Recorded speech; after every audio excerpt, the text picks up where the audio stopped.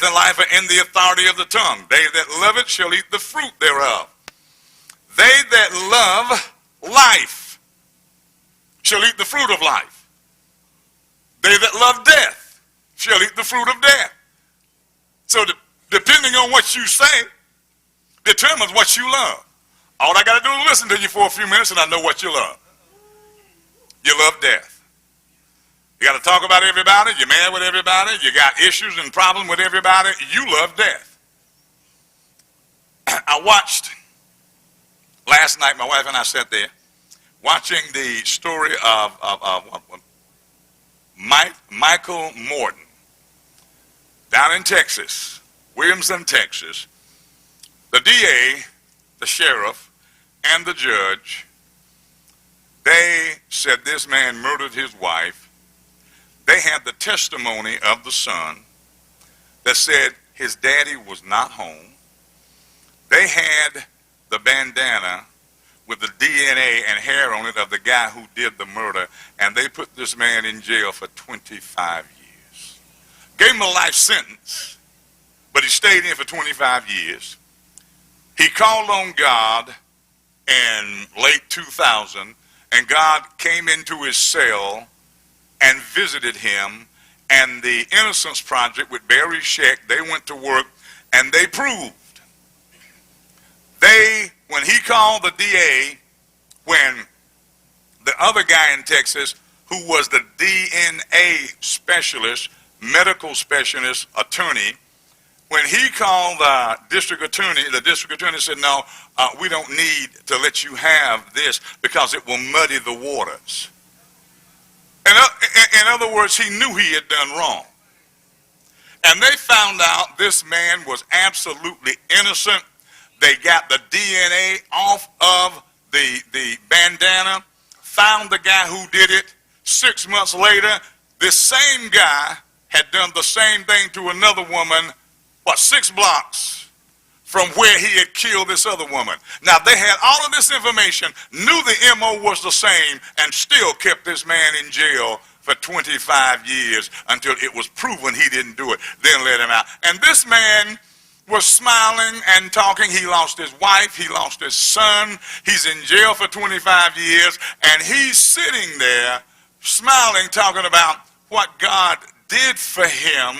And when the judge, who had spent all his money on attorneys trying to keep himself out of jail, he wound up resigning from the bench and had to go to jail. And here this man is sitting down there saying to the judge that was listening to the testimony, he said, Your Honor, he said, please be lenient with him.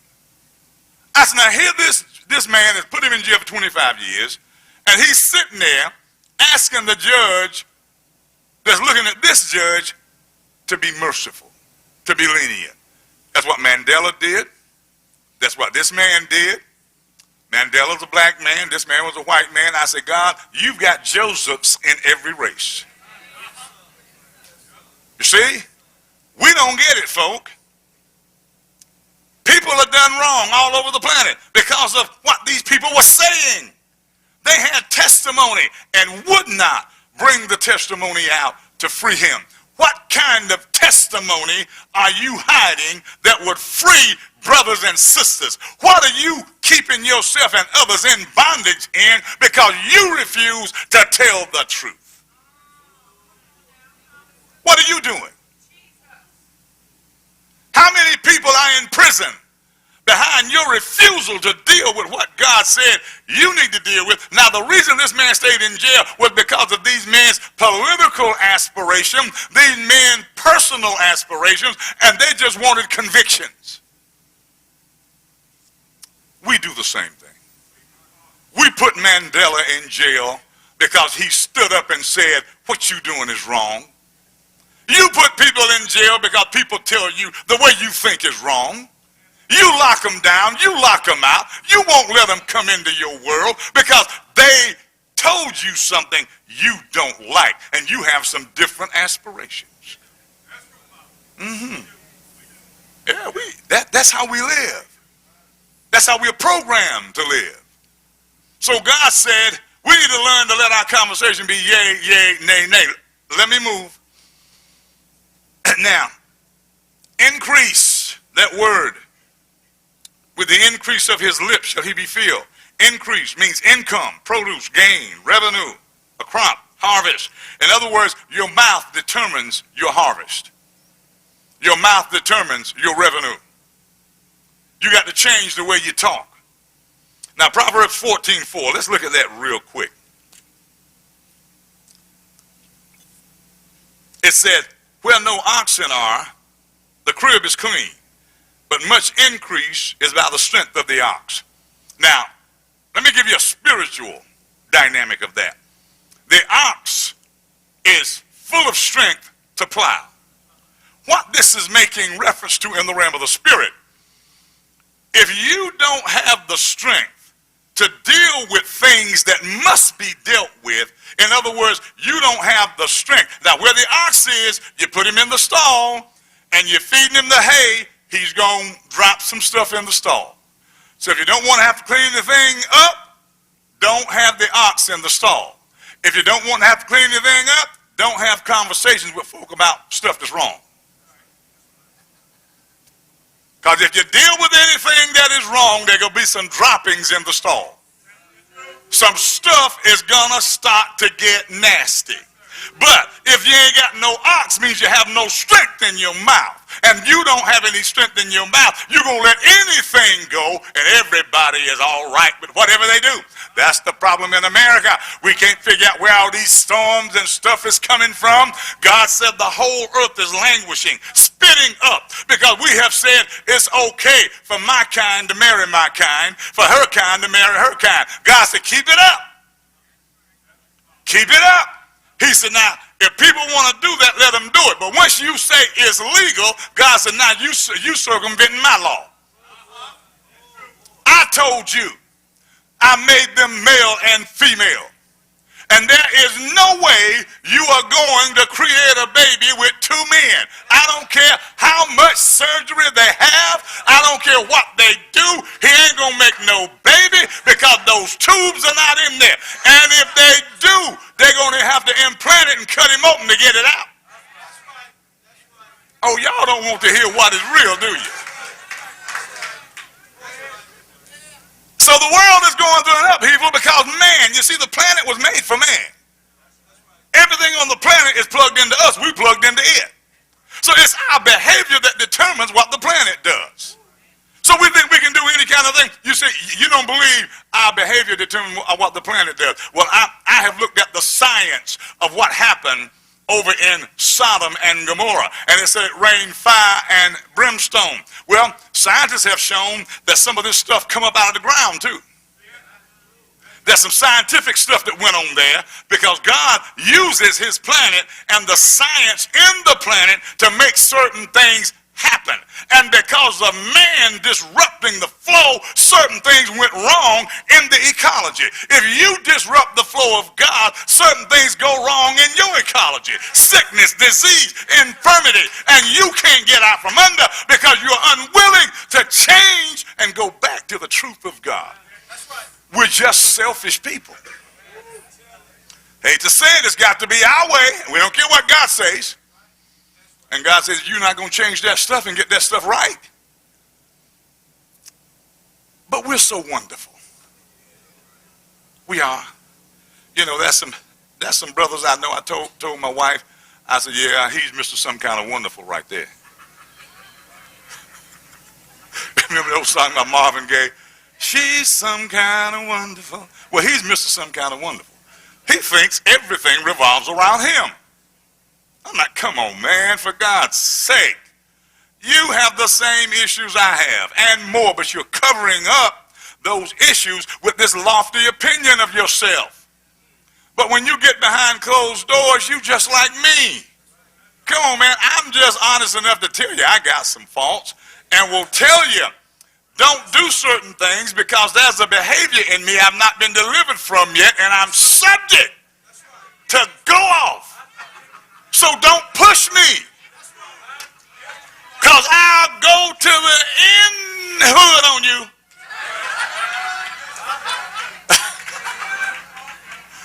Just keeping it real. Because when I would do said. Evil is right there with me. And I'm trying to do good and evil says, slap him. But no, I better not slap him. Evil says, punch him. Now I ain't gonna bother him. And he keeps running his mouth. All of a sudden, pow. And here we go. I'm like, evil, you made me do that. He said, yeah, I was working against you and working in him. Yeah, and you in trouble now. Because now you got to fight. You got to understand how this thing works. Come on, let's go. But if you don't have the strength of the ox in your mouth, you're not going to deal with what should be dealt with. And that way the crib is going to be clean. But where the ox is, there is strength. Meaning, I'm going to have to confront you. Because that behavior is wrong. But see, we don't like that. Telling me I was wrong. Telling me that I need to do this or do that. I'm sorry, but it's just the truth. Now, our harvest is according to our seed. The tongue is to be used for productive communication. Even if we have to have a somewhat difficult conversation, the strength of that discussion may clean some waste from one or both parties. In this case, the tongue carries the strength of the ox. You got to have some conversation sometime, folks. You can't avoid. Pain and hurt causes you to avoid talking about certain things. And I want to talk about that because that takes you back to places that damage was done to you. And the human psyche covers stuff that it cannot deal with. So we don't want to talk about that because that's too painful a time for us. Well, the church is designed to go into those painful places and help deliver you from that hurt you back then, because what hurt you back then is affecting your behavior now. And you don't see it. And you're like, everybody's like, why is she like that? Something happened way back here affecting this up here. Because, I don't think people are born just nasty, mean, and ugly and want to just cuss for. I don't think they're born that way. I think it's a program they pick up. It's software. And it's downloaded. And that mess comes up out of them.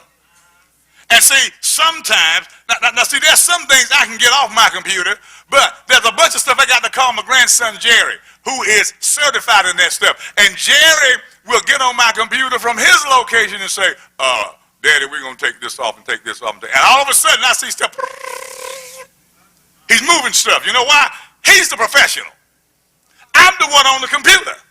And it's slowing my stuff down, but he knows how to deal with it. Why do you think that we as apostles and prophets, evangelists, pastors, and teachers don't know what we're doing?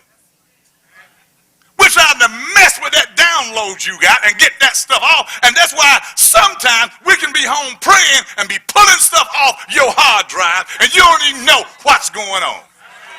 And you wake up altogether different. Because Paul told them in 1 Corinthians, he said, look, even though I'm not there physically, I'm there in spirit, and I'm judging that thing. That's some things we can do from a distance if you weren't so in denial about what's going on with you. You could have some freedom. But see, what you want is standard American church. We are not standard American church here. We are apostolic kingdom dynamic that's looking for you to be the very best you can be. We are not interested in you staying the same way for 20 years and got the same issues for 30 years. We're interested in you getting free to become all God said you're supposed to be. But you know, some of us got some viruses in us. Yeah. You know, we got, I was looking at a word called a botnet. And what it is, it creates zombie computers, slows other computers down so that the information you're trying to get out of here to go over there, it can't get there. And they put it in through what's called a bot. It is a virus that does a repetitive motion. It's over and over and over and over. Keeps doing the same thing over and over. Why is it doing that? It's taking up energy, taking up space, And it just keeps doing the same thing over and over and over and over and over. Why do you keep doing the same thing over and over and over and over and over and ain't going nowhere? You got a botnet.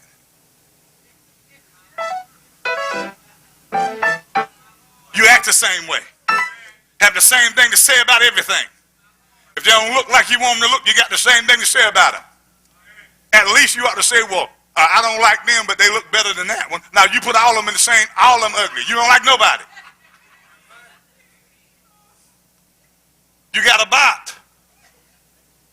Now, see, I'm going to break all that down and show you the level of demons that operate in the spirit realm behind what I saw on that computer.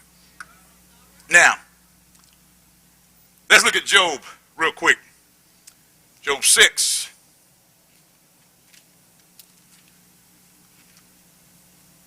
Job 6, 24, 25. And he said, teach me, and I will hold my tongue. You know why you can't shut up? Because you don't know. You have no instruction. If you have some instruction, you shut your mouth. He said, teach me, and I will hold my tongue. You know why you keep saying what you say? Because you don't know what else to say. Ain't nobody taught you anything. So you keep saying the same thing over and over and over and over and over. Because nobody's taught you this is the way you deal with that. I was telling a lady, I said, look, I said, don't keep saying that to your husband, because that ain't going to work. She was like, really? How long you been saying it to him? Oh, since we've been married. Wrong. Has it changed anything? No. You don't know any better, do you? No. Let me tell you what to say to him. Say this. See, a couple of weeks later, it works. Teach me, and I will hold my tongue. If nobody tells you you can't say that to a man, you're going to say it. Nobody tells you don't say that to a woman, you're going to say it. You cannot tell a woman certain things. Her memory is better than yours. She'll remember every evil thing you said. You may tell us, boy, you just ugly with your big head self. We just look at you and laugh. Go on about our business. You better not tell her that her makeup was off. Her lip gloss is off. That she didn't look absolutely perfect. You better not tell her. Don't say, you gained a little weight. All right, boy, you in trouble. You are in trouble. Go on to the other bedroom because you're going to get the back treatment.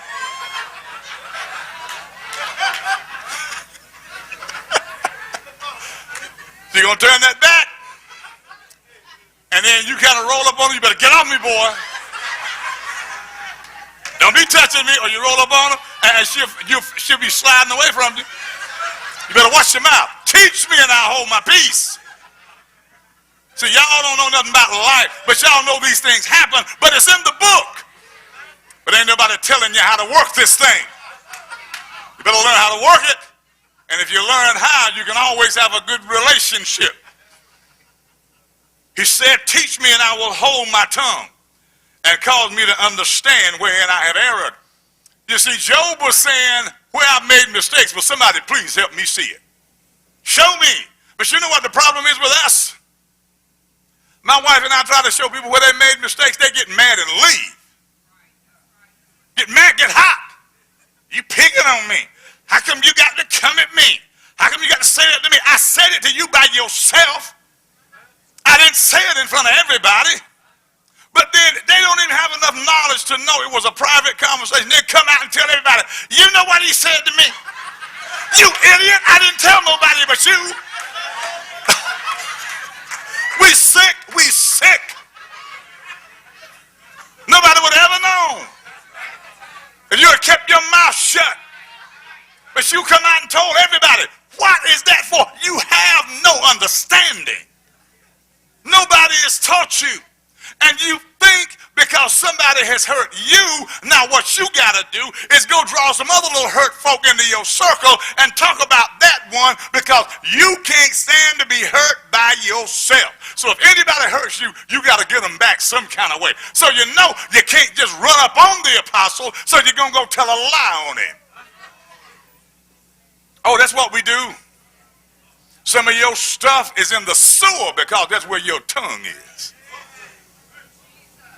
Oh, yeah. I got to hurry up. I took too much time.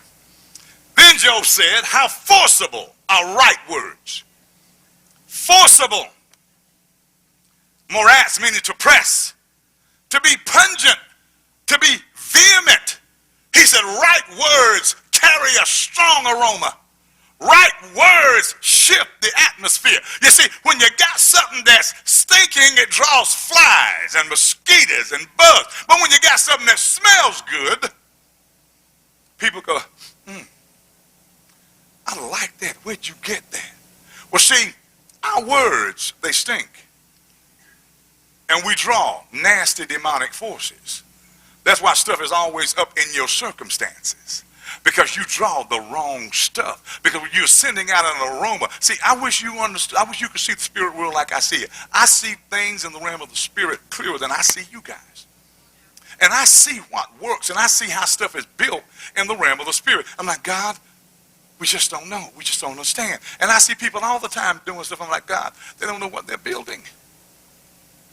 That's why many times when we call you up to pray, you don't know what other folk have built that's been shot at you. And God will open our eyes and we'll see it. And we'll pray and we'll pull down those bullseyes they have put. You see, that's how witchcraft works so well. Through words. Words build the bullseyes for the demons to shoot at. And if you don't understand how the word of God works and what we do, you are going to misunderstand the purpose of the church. And when God says, pray for that one, pray for that one, pray for this one, that's what we do. Because we're taking something off of them. And see, when God says, I want you to pray for the men today, he ain't doing that for the women. He's doing something in the men because that's what he said is specified for them. Then when he say pray for the women, it's for them. See, so you got to understand the dynamics of the kingdom. See, you can't violate the laws of the kingdom and think stuff gonna work. But if nobody teaches you how it works, you think you can do anything. No, you can't. No, you can't. I was made a male for purpose. She's a female for purpose. There are two different operations of our being, but in the same mode of going where we're going. We just have different assignments. And if we don't understand it, we're going to get ourselves all crossed up. And see, that's what America's done. I love America. That's why I'm going to tell America the truth, because I'm going to tell you what's the truth. I do not want to live in the North Pole. I do not want to go live in certain places in other parts of the world. Goldsboro is a hellacious place, but I love living here. So I'm trying to change this thing so we can have some heaven to manifest in this place. So that's why I say what I say. And see, sometimes, oh God, he says some hard things. Well, let me say this to you. You got a 30-foot demon standing up in your face, and then I call you up here for prayer, and then I say, oh, you so sweet. And that demon going, yeah, they are, aren't they? They're dumb, but they're sweet. And all I'm doing is giving you this nice little stuff to help you feel good about yourself, and that demon quiets down for a moment till it gets you by yourself, then it strangles you half to death. But see, when I come in and say, in the name of Jesus, I command that demon that's behind you to get up off of you. He said, I had a demon. No, I didn't say that. But see, people misconstrue what you say. You see, we almost have to idiot-proof everything. I have said stuff, I tell them, record everything I say when I'm giving a prophecy. So when folk get to line about what I said, let me play it back. But they're going to lie on you. You know why? Because that demon going to make them hear something else. But I understand my job. Know what my assignment is. Let me move with this real quick. How forcible are right words? But what doth your arguing reprove? He said, right words set stuff in motion.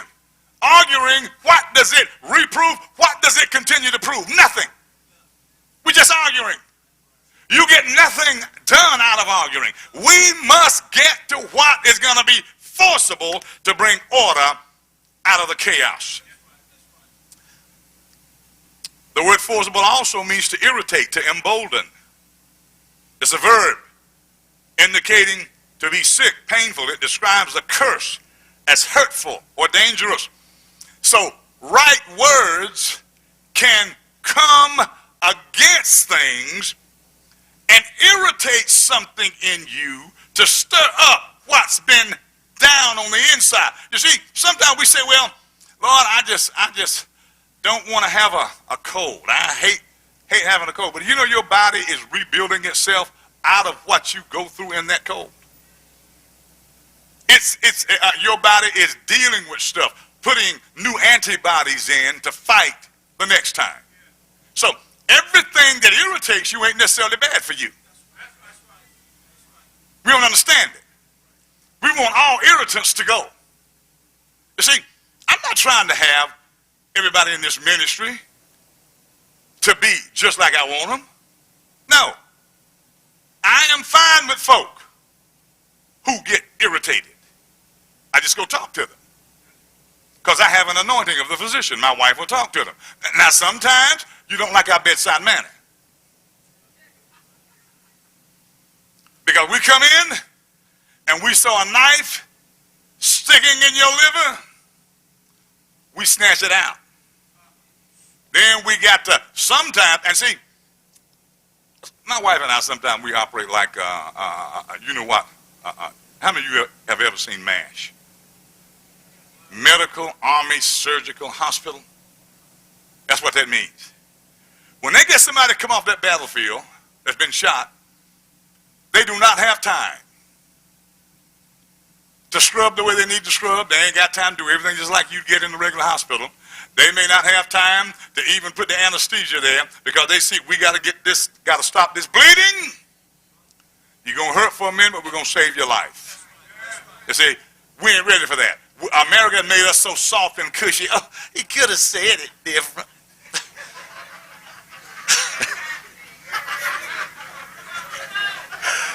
You got a bullet that severed one of your arteries and you about to bleed to death, and you saying you want me to say, you got a bullet around your artery now.